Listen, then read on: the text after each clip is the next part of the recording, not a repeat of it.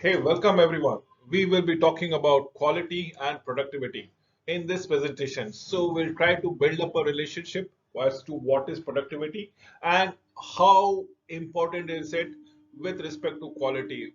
Believe me or not, without quality, productivity doesn't make any sense. So let us proceed. This will be a wee bit longish, approximately around 28 to 32 minutes presentations. We will talk about productivity in terms of the results, that is the output that an organization gets for the amount of input that such as labors and machinery that goes around. It's the ratio between input and output, right? Output being on the numerator side and input on the denominator side.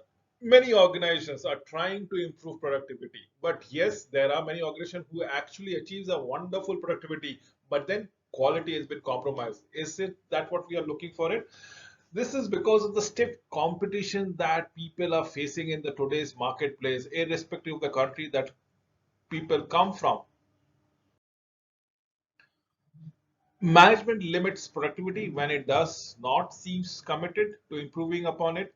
One of the ways of management appears to be not committed to improving productivity is when they send mixed messages, such as withholding permissions to improve methods of doing work. That is what is very important.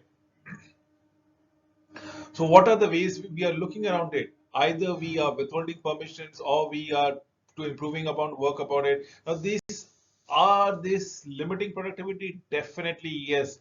So top management should be passionate about quality, should be passionate about productivity, and then only we'll see miracles happening with the corporate front. Employees' attitude, employee skills can also definitely limit productivity. Employees may be unable or willing to work around it altogether to meet standard. Why? Because they might have the notion that if they are very productive enough, the quantum of work will come to an end, abrupt end. With this, their employment will also be terminated. So that is the reason probably they limit the productivity to a certain extent. Government regulation, work rules define the union contracts. Other are limits to productivity, as the case might be. There are two basic ways of improving productivity. What are they? To increase the amount of output with a similar increase in input or cost, or to decrease the cost without decreasing the amount of output. So either way is to have an output which is absolutely at par with the inputs, or probably have more of an output and less of an input, as the case might be. That's the only way to improve productivity thereby. Cost cutting methods of improving productivity includes improving methods or the ways to get things done. We are talking about reducing overheads. We are talking about minimizing waste. We are talking about reducing idle time of physical resources.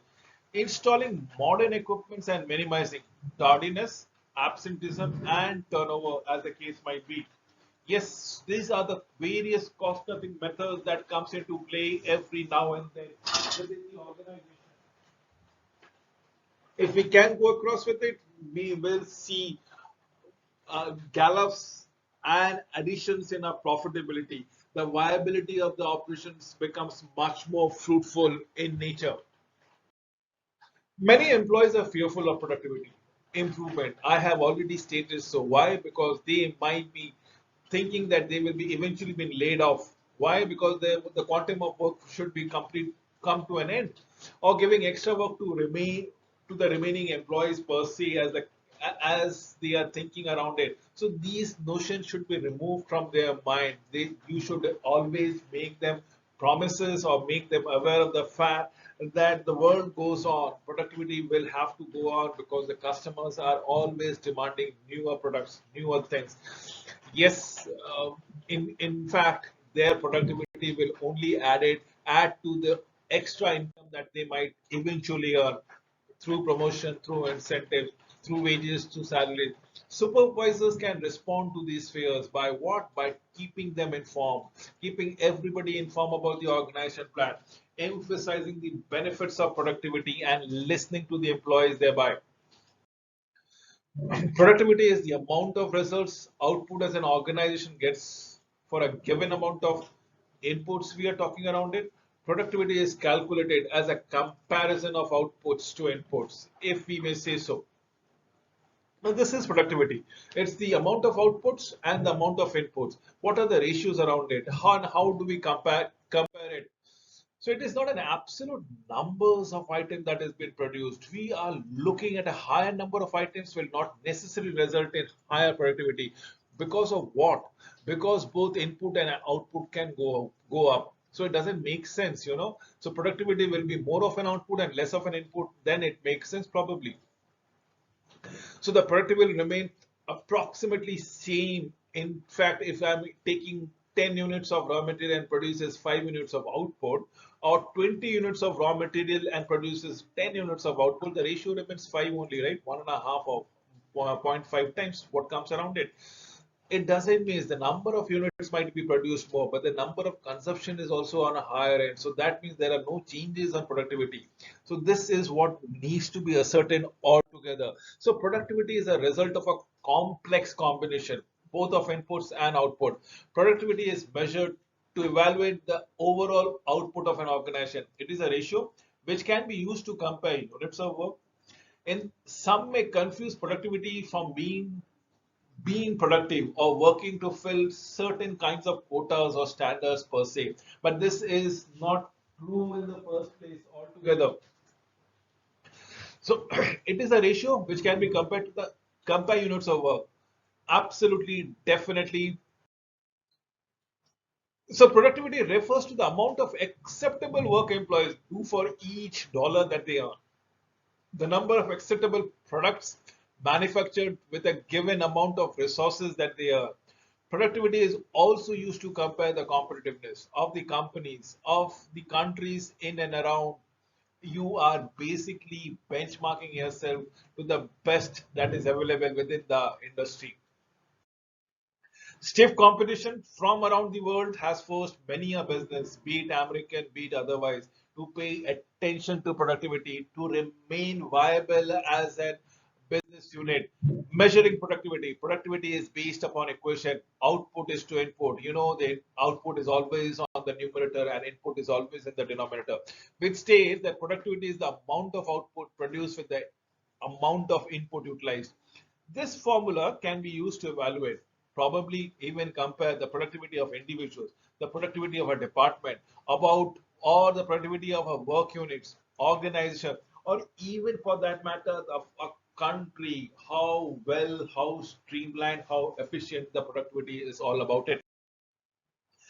Ways to improve productivity. Since the equation is expressed as a fraction, productivity can be increased by either increasing the top, that is the output, or the numerator of the fraction, or decreasing uh, the bottom or the denominator of the fraction or the input. If we can increase the input, or if we can if we can decrease the inputs, if we can increase the output. These are the only two methods wherein the productivity can improve, because it is a function of a ratio. To increase productivity, the supervisor needs to increase output or probably reduce inputs, or probably best case scenario will to do both of them at the same time. Productivity can be improved by improving quality. If improved quality is the result of reducing the amount of rework, repair to the product or services. Now, this is what we are talking about slowly and steadily. We were talking about quantities, now we are talking about qualities. So, first was the quantity of the quantum amount of work that we were producing.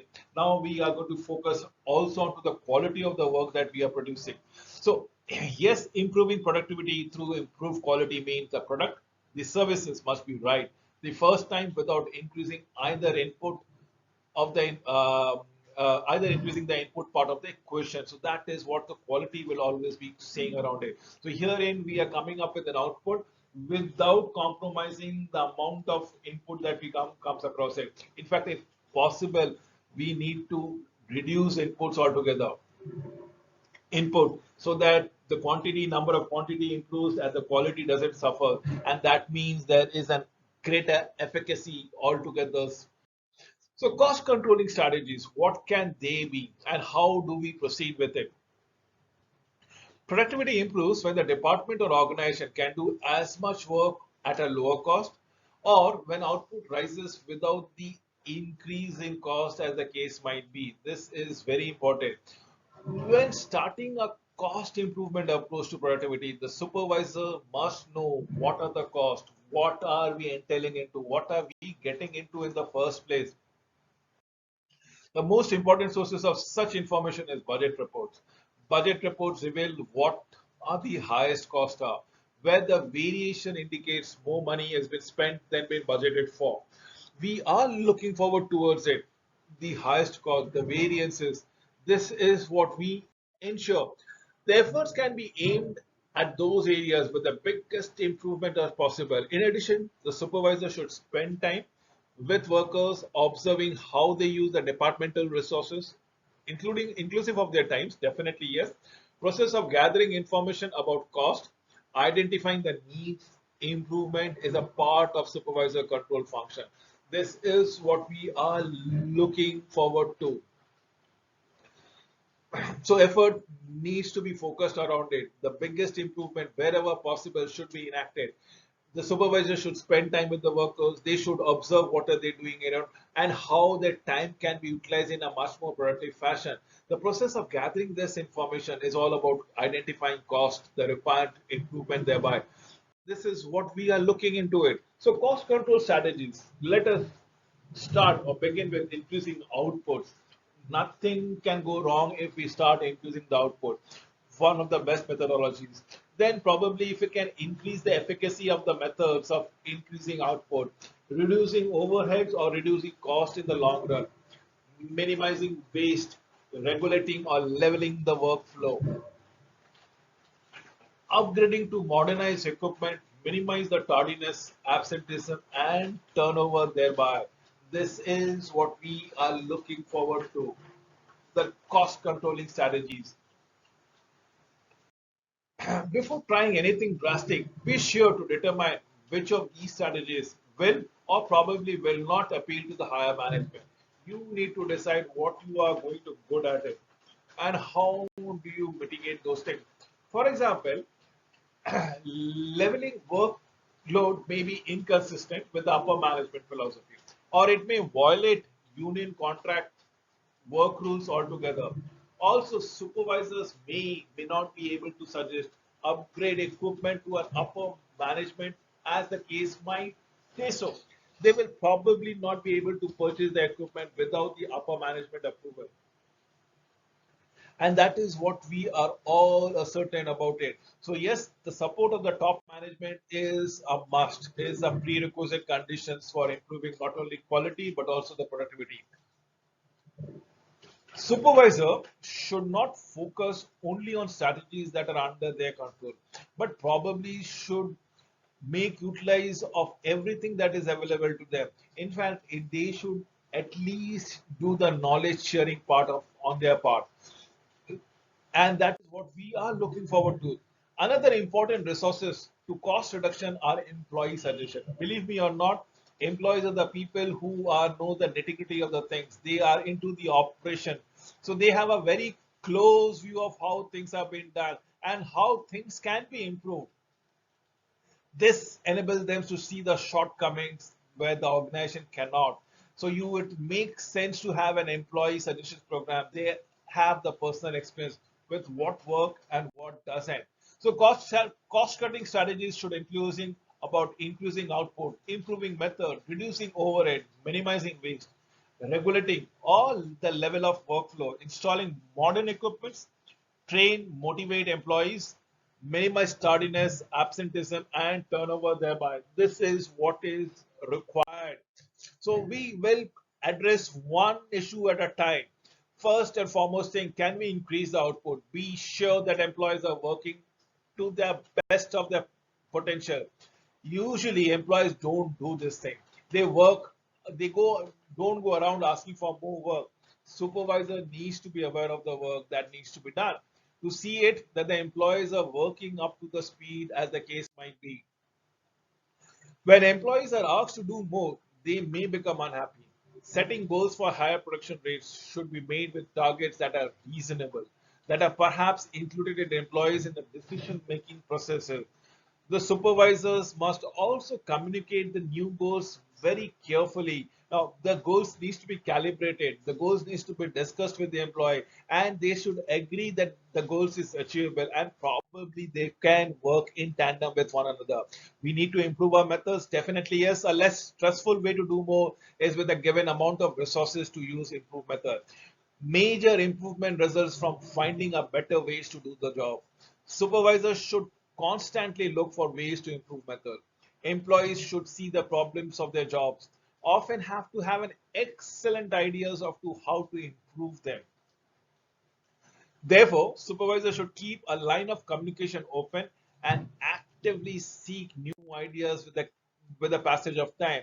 Let us come and proceed with the overhead. Now, there are many fringe things that are being associated during the production. Do we actually ask the question of requirement of this fringe things, these overheads? Now, overheads can be anything. For example, rent. For example, utilities. For example, support staff. We have, for example, company cafeteria. We are looking at janitorial services and other indirect expenses. Expenses not exactly related to producing goods and services. And these are the overheads which can needs to be jacked off or cut off. That needs to be done. So staff department in particular can be guilty of contributing too much of the cost of overhead by generating unnecessary paperwork. Supervisors and their employees who produce or handle reports and form should evaluate this paperwork to make sure it is needed then and there. Minimize waste. Waste occurs in all kind of operation. For example, a factory may create a lot of waste through poor manufacturing processes, poor material handling. An office may make too many photocopies or needlessly long proposal, contributing more to the landfills and to the company's profit thereby. And this is what we are looking forward to, right? All of us.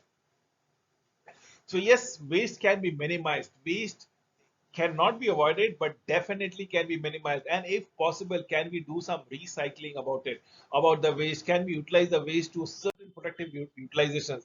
Another costly waste is the downtime or the idle time. The downtime can be of the man or probably of the machine. Can we plan the downtime? If we can plan it out, probably things works much in your favor. So a factory idle time occurs when the machine is shut down for repairs or workers are waiting for their parts. In an office, idle time occurs when people are waiting for instruction, as the case may be. Another form of wasted time results from detour behavior or tactics for postponing or avoiding work. Time is wasted when supervisors and employees stop to talk or go get a cup of coffee at a times other than when the breaks are scheduled, as the case might be. This is what we are looking forward to. So we need to regulate the level or the flow of work altogether. If we have a steady flow of work, nothing can go wrong with it. But we have an abrupt flow of work where there is a huge rush at certain point of time, certain point of day, certain point of week, certain point of month, and then there is a laxity. There are no works to be accumulated. This hampers the productivity issues altogether. An uneven flow of work can be costly. At low times, the employees are idle. Remember, when the demand is up, employees have to work extra hours to keep up with, resulting the need to pay overtime. This overtime can be avoided if people are utilizing the idle time to for going for production thereby. So this is what is meant by regulating the level of workflow. Steps a supervisor can take to regulate the workflow on his or her department, on his or her capacity. Make sure that he or she is doing the adequate job of planning the work that is required. If we can plan it out, nothing can go wrong with it. Work with your boss, with your peers, other departments, or form teams of employees to examine and solve the problem with the workflow. This is the required data that needs to be asserted. We are talking about the workflow must remain uneven. The supervisor must find it the best use of temporary employees during the peak period. The approach can work if the temporary employees have enough training or they are being groomed as on when on required with the requisite skills that will be required to perform a work per se. Install modern equipment, one of the major parameters which has improvised not only productivity but also the quality. In fact, it has become a steady state if we have the best of the equipment at our disposal.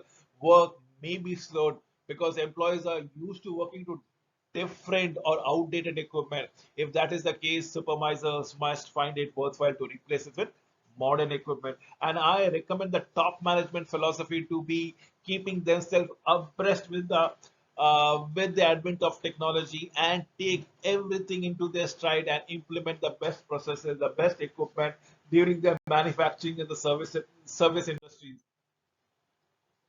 A supervisor needs to determine whether the expense of buying a new equipment or recommending its purchase is worthwhile or not.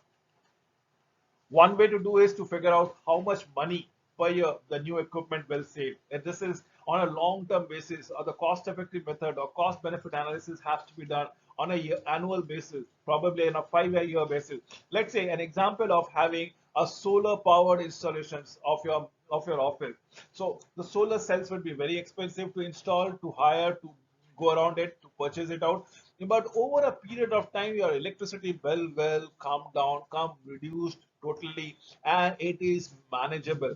Not only manageable, but the cost that has been incurred during the laying of the solar cells of the solar batteries, thereby the solar infrastructure will also be taken care of by the electricity bill that they produce.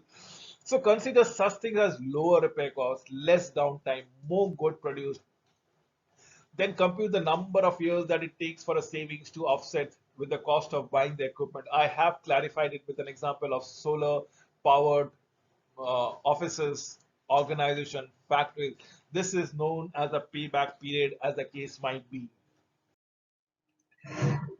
Yes, motivating employees via training. Nothing can equip them, nothing can motivate them.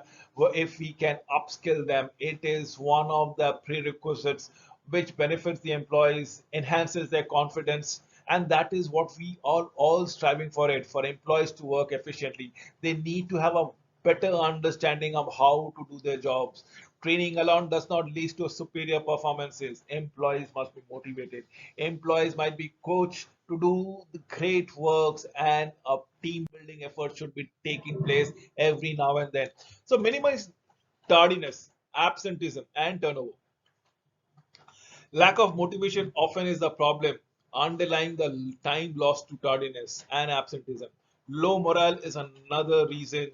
Employees who do not find their jobs rewarding personally are most likely to find excuses of not showing up.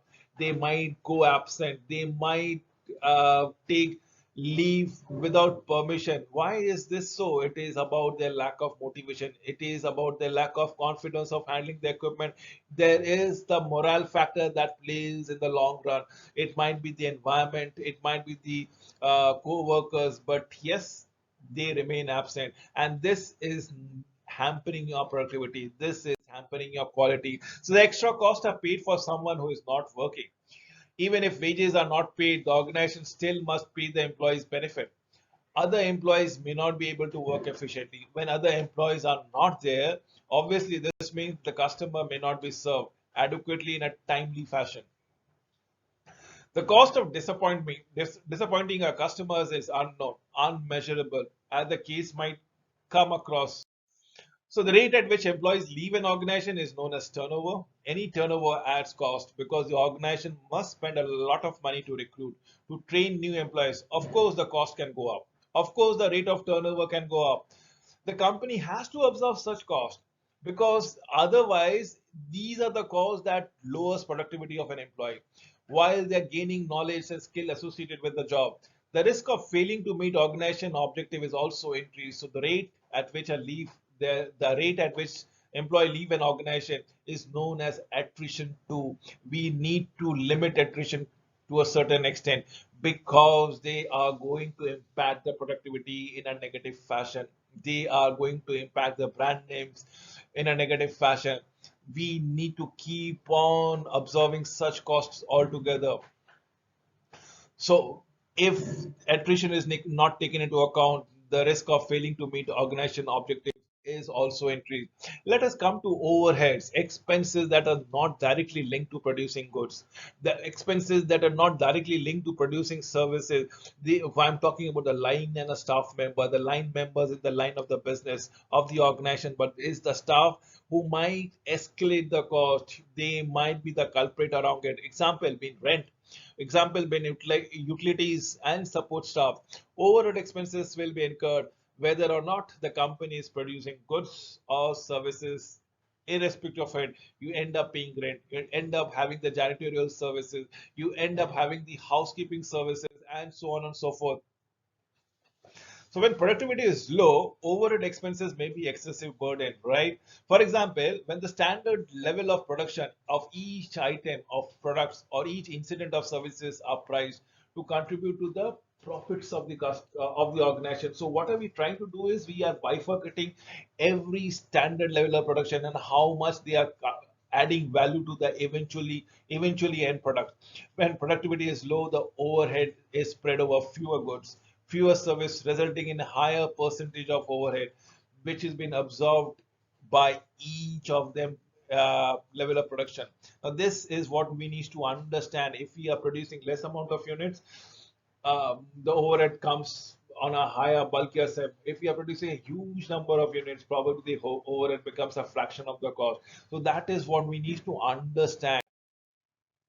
Downtime, probably the idle time, time during which employees or probably even machines are not producing goods. Why? Because the machine might be under maintenance. Downtime of machinery, both scheduled or unscheduled, is likely to be recorded.